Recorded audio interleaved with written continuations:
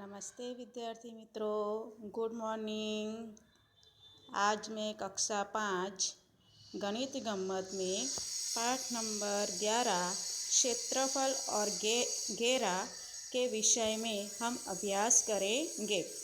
तो आपने क्षेत्रफल और घेरा, हमारे चैप्टर का नाम है क्षेत्रफल और घेरा।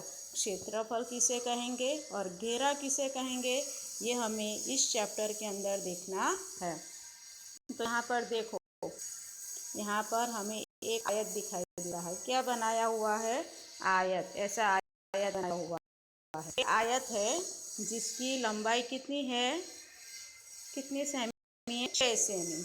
और उसकी चौड़ाई कितनी है? 5 सेमी। तो हमें इस आयत का क्या ढूंढना है? क्षेत्रफल। तो याद रखना कि आयत का क्षेत्रफल क्या होता है। आयत का क्षेत्रफल, पहले तो उसका सूत्र होता है। सूत्र क्या है? तो आयत का क्षेत्रफल बराबर लंबाई गुणिया चौड़ाई। याद रखना विद्यार्थी मित्रों के आयत का क्षेत्रफल क्या होता है? लंबाई गुणिया चौड़ाई। तो यहाँ पर हमारी लंबाई कितनी है? 6 सेमी। देखो 6 सेमी है और चौड़ाई कितनी है? 5 सेमी। तो आयत का क्षेत्रफल कितना हो गया? 6 गुना 5। 6 गुना 5 यानी कितना होता है?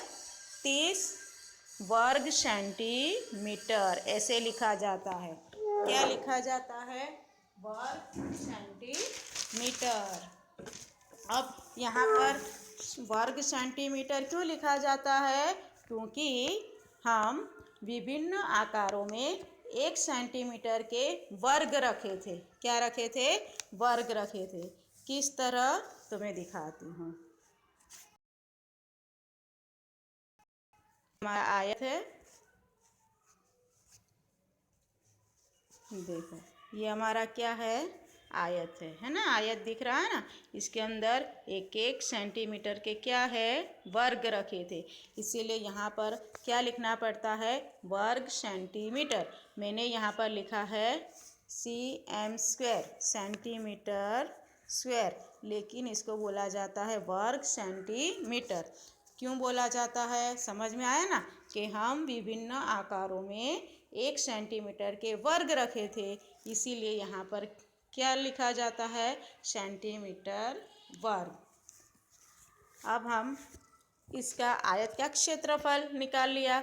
उसी तरह हमें आयत का घेरा, घेरा का दूसरा नाम क्या है? परिमाप। परिमाप किसे कहेंगे? अब ये आयत तो है, तो देखो ये आयत तो कैसा होता है ना? इसकी 6 सेमी है, तो उसके सामने भी कितना हो गया? 6 सेंटीमीटर, बराबर ना? यहाँ उसकी चौड़ाई 5 सेंटीमीटर है, तो उसके सामने भी चौड़ाई कितनी होगी? 5 सेंटीमीटर। तो अब हम आयत का घेरा, तो आयत का घेरा यानी आयत का परिमाप, उसका सूत्र क्या है? तो 2 फिर कौंस में लिखना है लंबाई वत्ता चौड़ाई और कौंस कर देना है। ये क्या था? आयत का परिमाप का सूत्र। याद रखना, आपको ऐसे ही बहुत सारे उदाहरण घर पे लिखने हैं। तो आयत का परिमाप बराबर 2 फिर कौंस में लिखना है लंबाई वत्ता चौड़ाई, कौंस को ख़त्म करना है। अब हम लोग आगे देखते हैं कि आयत दिया हुआ है, तो आयत के सूत्र के अंदर हम इसकी कीमत रखते हैं। यहाँ 2 है तो 2 लिख दिया। अब आगे देखते हैं लंबाई कितनी है? 6 सेमी, तो यहाँ 6 सेंटीमीटर लिखा है। फिर चौड़ाई कितनी है? 5 सेंटीमीटर, तो यहाँ 5 सेंटीमीटर लिखा है। अब पहले क्या करना है? जो कौंस में संख्या है उन दोनों का वत्ता करना है, यानी जोड़ करना है। क्या करना है? जोड़ करना है। तो 2, यहाँ 2 है कौंस में, 6 जोड़ 5 लिखा है। क्या लिखा है? 6 और 5 अब कितना होगा? 11। तो 2 और कौंस और 2 के बीच का जो संबंध है वो किसका होता है? गुणा का होता है। किसका होता है? गुणा का होता है। इसीलिए मैंने यहाँ 2 गुना कितना रखा है? 11। 2 गुना 11 तो कितना हुआ? 22 सेंटीमीटर। कितना हुआ? 22 सेंटीमीटर। आया समझ में? आयत का परिमाप घेरा ढूंढना है, उसका सूत्र है 2 कौंस में लंबाई जोड़ चौड़ाई और कौंस को ख़त्म कर देना है। फिर उसके नीचे उस सूत्र के अंदर उसकी कीमत रखना है। तो 2 कौंस में लंबाई है 6 वत्ता यानी कि जोड़ चौड़ाई है 5। तो पहले हमें क्या करना है, जो कौंस है, ये जो कौंस है उस कौंस को पहले जोड़ करना है। तो 6 और 5 कितना हुआ? 11। तो 2 गुना 11। कौंस 2 और कौंस के बीच में क्या संबंध होता है? गुना का संबंध होता है। इसीलिए 2 गुना 11 इक्वल टू 22 सेंटीमीटर। अब यहाँ पर हमें क्या करना है, आयत का परिमाप है तो सेंटीमीटर का सेंटीमीटर ही रहेगा, क्योंकि हम यहाँ पर विभिन्न आकारों में सेंटीमीटर का वर्ग रखते हैं। हमें सिर्फ उनकी चारों ओर क्या ढूंढना होता है, और हम क्या निकालते हैं? माप। देखो ये चारों ओर का हम परिमाप निकालते हैं, इसीलिए यहाँ पर कोई स्क्वायर नहीं लगाया जाता है, ओनली क्या लिखा जाता है? सेंटीमीटर। इसी तरह मैं आपको दूसरा उदाहरण समझाती हूँ, पेंसिल का क्षेत्रफल। तो हमारी पेंसिल देखो इस प्रकार की होती है। हमारी पेंसिल किस प्रकार की होती है? इस प्रकार की होती है, बराबर। यहाँ पर देखो, यहाँ उसकी लंबाई 10 सेंटीमीटर और चौड़ाई 3 सेंटीमीटर है ना। तो अब हम पेंसिल का क्षेत्रफल ढूंढने के लिए तो हमारा जो सूत्र है वो तो वही रहेगा, लंबाई गुणिया चौड़ाई। तो हमारी लंबाई कितनी है? 10 सेंटीमीटर और चौड़ाई कितनी है? 3 सेंटीमीटर। तो 10 गुना 3 कितना होगा?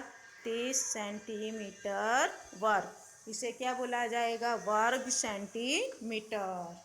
तो क्षेत्रफल का जो भी आंसर आएगा वो वर्ग सेंटीमीटर में आएगा, और घेरा यानी कि परिमाप का जो भी आंसर आएगा वो ओनली सेंटीमीटर में आएगा। आया बच्चों समझ में? तो आपको मैं एक उदाहरण देती हूँ, वो आपको करना है। आयत की लंबाई 20 सेंटीमीटर है, उसकी चौड़ाई 50 सेंटीमीटर है। तो उसका क्षेत्रफल और परिमाप ढूंढिए। ये आपको करना है नोटबुक में उदाहरण के रूप में। ओके, फिर इसका आंसर बताना है। आगे देखते हैं दूसरा उदाहरण। देखो उदाहरण अच्छे से ध्यान रखना, वो सिंपल उदाहरण था। अब थोड़ा लॉन्ग एग्जाम्पल देखते हैं। अरबाज ने अपनी रसोई के फर्श पर हरी वर्गाकार टाइल लगवाने की सोची। अरबाज ने क्या कहा, क्या सोचा है कि अपनी रसोई के फर्श पर हरी वर्गाकार टाइल लगवाने की सोचिए। कोई रसोई घर होगा, उसकी फर्श पर उसके गोलाकार यानी कि वर्गाकार उसे टाइल लगवानी है। टाइल का हर किनारा 10 सेमी का है। तो टाइल का हर किनारा कितने सेमी का है? 10 सेमी का है। उसकी रसोई 220 सेंटीमीटर लंबी और 180 सेंटीमीटर चौड़ी है। तो उसे कितनी टाइलों की ज़रूरत पड़ेगी? तो हमें यहाँ पर क्या ढूंढना है? टाइलों की संख्या कितनी हमें रसोई के फर्श पर वर्गाकार जो टाइल लगानी है, तो वो कितनी टाइल चाहिए वो हमें यहाँ ढूंढना है। तो सबसे पहले हमें क्या निकालना पड़ेगा? रसोई का क्षेत्रफल। क्या निकालना पड़ेगा? रसोई का क्षेत्रफल। तो उसका क्षेत्रफल तो हमें पता है, उसका सूत्र क्या आएगा? लंबाई गुणिया चौड़ाई। तो यहाँ पर देखो रसोई के ऊपर का 220 सेंटीमीटर क्या है? लंबी है। 180 सेंटीमीटर चौड़ी है। तो 220 गुना 180 सेंटीमीटर लिखा है ना हमने। देखो 220 गुना 180 सेंटीमीटर। अब 220 को 180 के साथ गुना करोगे तो कितना आएगा? 220 गुना 180। पहले ये 0 0 निकाल दो, सिर्फ इन दोनों का गुना करो तो कितना आएगा? 8 दूनी 16, एक 8 दूनी 16 और 1 17। फिर यहाँ 0 आएगा ना, देखो इसका आंसर कितना आएगा? 39,600 सेंटीमीटर वर्ग। आपको 220 गुना 180 करना है, तो उसका आंसर कितना आएगा? 39,600। हम लोग देखो किस तरह करेंगे। 220 तो पहले 0 0 को निकाल देना, 18 से करना, दो संख्याओं का करना। तो पहले हम इस तरह आपको गुना करना है, उसका आंसर आएगा 39,600 सेंटीमीटर। ये रसोई का क्षेत्रफल हो गया। अब आगे हम देखते हैं टाइल का क्षेत्रफल। तो टाइल कितनी लंबी है? टाइल का किनारा कितना है? 10 सेमी का है। देखो ये रहा, टाइल का किनारा 10 सेमी का है, मतलब उतना लंबा है।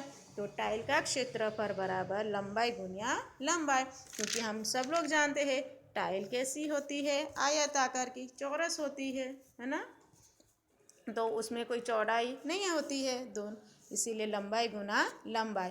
तो कितने सेंटीमीटर की है? 10 सेंटीमीटर। तो 10 गुना 10, तो यहाँ कितना आएगा? 10 गुना 10 100 सेंटीमीटर वर्ग। यहाँ पर देखो रसोई का क्षेत्रफल ढूंढ लिया, टाइल क्षेत्रफल हो गया। अब हमें क्या ढूंढना है? टाइलों की संख्या। तो टाइलों की संख्या ढूंढने के लिए हमें क्या करना पड़ेगा कि रसोई का क्षेत्रफल को टाइलों के क्षेत्रफल से भागना होगा। तो देखो यहाँ पर मैंने एक सूत्र लिखा है, रसोई का क्षेत्रफल और टाइल का क्षेत्रफल। तो रसोई का क्षेत्रफल कितना आया था? 39,600। तो ऊपर लिख दिया 39,600। और टाइल का क्षेत्रफल कितना आया था? 100 लिख दिया। तो अब यहाँ पर 39,600 भाग 100, तो यहाँ 2 0 काट दिया जाएगा। तो कितना बचेगा? 396। कितना बचेगा? 396। तो टाइलों की संख्या कितनी होगी? 396। तो यहाँ पर हमें कुल वर्गाकार स्टाइल लगाने के लिए कितनी स्टाइल चाहिए? 396। आ गया बच्चों समझ में? यहाँ पर ऐसे एग्जाम्पल पूछे जाते हैं एग्ज़ाम में कि कोई एक रसोई घर दिया जाता है, या तो फिर कोई एक आयताकार बगीचा दिया जाता है, या तो फिर मैदान दिया जाता है, उस पर टाइल लगवानी होती है। तो ऐसे कई प्रकार के एग्जाम्पल पूछे जाते हैं। एक एग्जाम्पल मैंने आपको यहाँ समझा दिया है। अब दूसरा एग्जाम्पल देखते हैं।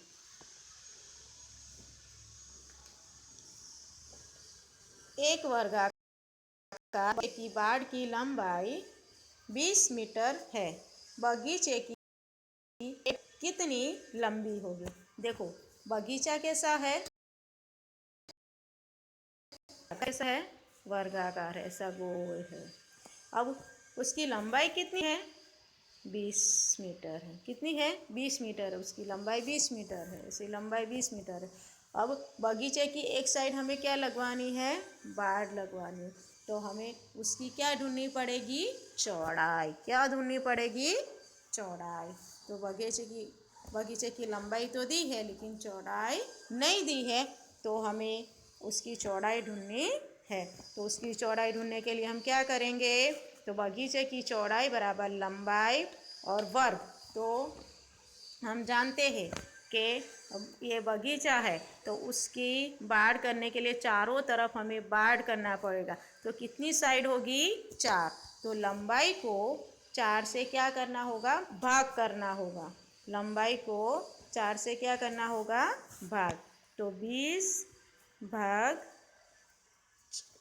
4। तो 20 को हम 4 से भाग उड़ाएंगे तो कितना आएगा? 5। 4 पंचा 20। तो कितनी मीटर होगी? 5 मीटर। तो बगीचे की एक साइड कितनी लंबी होगी? 5 मीटर लंबी होगी। ये एक बाड़ की लंबाई है, बराबर ना? आया समझ में? उसी तरह हम तीसरा एग्जाम्पल देखते हैं। तार का माप 20 सेंटीमीटर लंबे एक पतले तार में से एक आयत बनाई गई है। अगर आयत की चौड़ाई 4 सेंटीमीटर है तो उसकी लंबाई कितनी होगी। यहाँ पर तार का माप यानी कि तार का परिमाप दिया हुआ है। कितना दिया हुआ है? सेंटीमीटर। फिर आयत की चौड़ाई दी हुई है, कितनी है? 4 सेंटीमीटर। लेकिन लंबाई नहीं दी है, उसको क्या करना पड़ेगा? ढूंढना है। तो लंबाई को ढूंढने के लिए उसको हम क्या ज्ञात करेंगे? x। क्या ज्ञात करेंगे? x। देखो लंबाई को क्या ज्ञात करना है? x। अब आयत का परिमाप तो हमें पता है, आयत का परिमाप बराबर 2 कौंस में लंबाई जोड़ चौड़ाई। अब आयत का परिमाप हमें दिया हुआ है, कितना है? 20 सेंटीमीटर। ये 20 सेंटीमीटर दिया हुआ है तो परिमाप के नीचे परिमाप लिखना है, बराबर 2 के नीचे 2 लिखना है, कौंस में लंबाई, हमें लंबाई नहीं दी है तो उसकी जगह क्या लिखना है? x। और चौड़ाई कितनी है? 4। जोड़ 4। अब इन दोनों का प्लस नहीं हो सकता है x + 4 ऐसे बोला जाता है। तब उसको आगे हम किस तरह करेंगे? तो देखो परिमाप 20 है तो 20 ही रहने देंगे। फिर 2 को ये कौंस के अंदर जो x + 4 लिखा है उसके साथ हम गुना कर देंगे। तो 2 गुना x, क्या कर देंगे? 2 गुना x, तो 2x हो गया। फिर 2 को 4 के साथ गुना करेंगे तो 2 गुना 4, तो 4 दूनी 8। तो यहाँ पर देखो 2x किस तरह लिखा जाएगा? 2x वत्ता प्लस जोड़ कितना? 2 गुना 4 प्लस 8। अब जो 8 यहाँ पर दिया गया है उसको हम किस तरफ लाएंगे? दाई तरफ। तो 20 को इस तरफ लेकर आओ, राइट साइड। तो यहाँ पर खास ध्यान रखना कि अगर यहाँ प्लस होगा तो अगर साइड में एक साइड से दूसरे साइड जाएगा ये बराबर के, ये भी याद रखना। अगर कोई भी संख्या बराबर के इस साइड से उस साइड जाएगी तो प्लस होगा तो माइनस आएगा और माइनस होगा तो प्लस आएगा। तो यहाँ पर हमारे पास क्या है? 8 है। क्या है? 8 है। तो 8 इस तरफ गया तो क्या हो गया? प्लस था तो वो क्या हो गया? माइनस। और यहाँ पर बराबर के यहाँ पर 2x को तो इसी तरह रखना है, उसको छूना नहीं है। तो 20 - 8, 20 में से 8 गया तो कितना बचा? 12। और बराबर जो 2x है उसको तो इसी तरह यहाँ पर रखना है। अब देखो 12 बराबर 2x, तो अब जो 2x है उसको वो कहाँ चला जाएगा? ये जो 2 है वो कहाँ चला जाएगा? 12 के छेद में, यानी कि 12 के भाग में चला जाएगा। 12/2, तो 2 को 12 से भागेंगे तो कितना आएगा? 2 × 6 = 12। तो x बराबर कितना हुआ? 6। कितना? 6। तो हमें पता चला कि आयत की लंबाई कितनी होगी? आयत हुई 6। विद्यार्थी मित्रों कि आयत की लंबाई कितनी हो गई? 6। तो इस तरह के उदाहरण हमें एग्ज़ाम में भी पूछे जाते हैं। ये 2 या 3 नंबर में पूछे जाते हैं। आगे देखिए,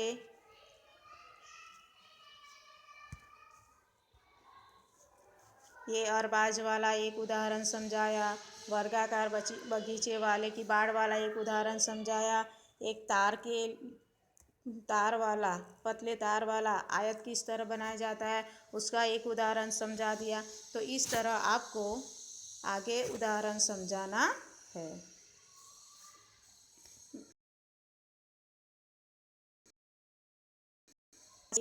बुक्स होगी